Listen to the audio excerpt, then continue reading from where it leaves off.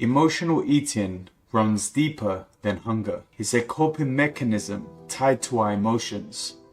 Whether it's stress, anxiety, or boredom, many of us reach food not to nourish our bodies, but to soothe our minds. The comfort we believe we're getting is just an illusion, shaped by emotional patterns and habits built over time. With over 75% of people worldwide affected, uncovering the hidden triggers of emotional eating reveals the automatic cycle that leads to poor health and shows us how we can break free. Emotional eating is something many of us experience without even realizing it. It's not just about eating because we're hungry.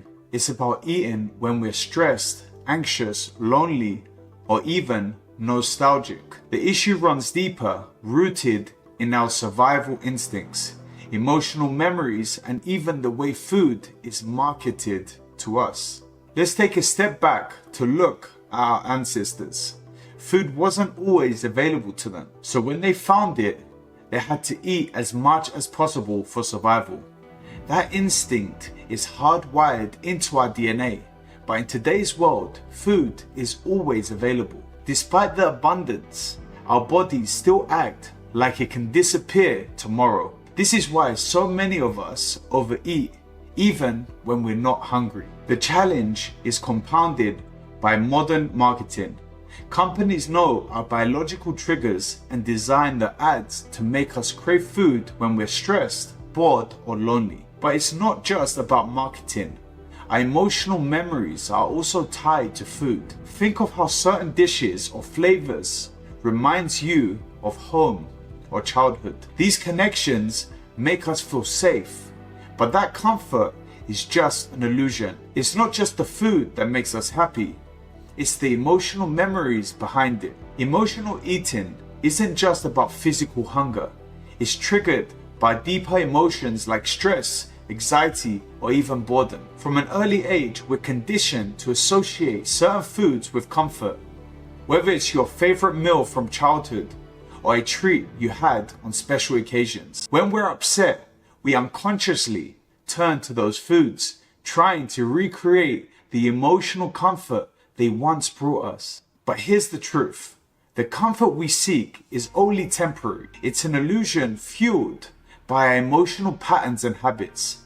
We're not craving the food itself, but the feelings we've attached to it. Once we become aware of this, we can see how we've been conditioned by experiences, our biology, and the food industry. Processed foods in particular are engineered to keep us hooked, triggering our pleasure centers and keep us in a cycle that's hard to break unless we understand what's really happening inside of us. Here's a turning point. Emotional eating can silently control our lives. Without realizing it, people turn to food for comfort, leading to long-term consequences, not just weight gain, but mental fatigue, stress, and guilt. I've been through it myself, and it can feel like a never-ending loop. Breaking free doesn't mean depriving yourself. It starts with understanding why you're eating. Are you reacting to stress, loneliness, or just habits built over time? The key is recognizing these hidden triggers. Once you shine the light on what's driving your cravings, you gain the power to change. The Greek philosopher Epicurus believed that chasing too much pleasure, especially with food, leads to suffering. Overindulging causes discomfort and only makes us crave even more. Instead, true happiness comes from enjoying simple, balanced meals. By eating mindfully and in moderation, we avoid both physical and emotional pain. Happiness isn't in the food, it's in finding balance.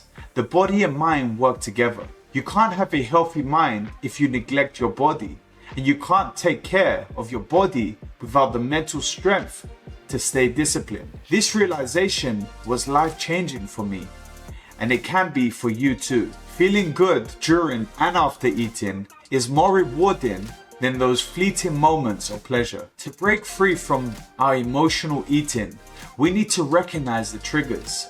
whether they're emotional, cultural, or biological. By staying mindful and using a holistic approach that nourishes both body and mind, we can break the cycle and find a balance that leads to a lasting happiness. I want to hear your story. Have you struggled with emotional eating? Share your thoughts in the comments below. And if you're looking for more ways to improve your mental and physical health, check out my other videos on holistic wellness. Together, we can break these patterns and build healthier habits. Stay true, and I'll see you in the next video.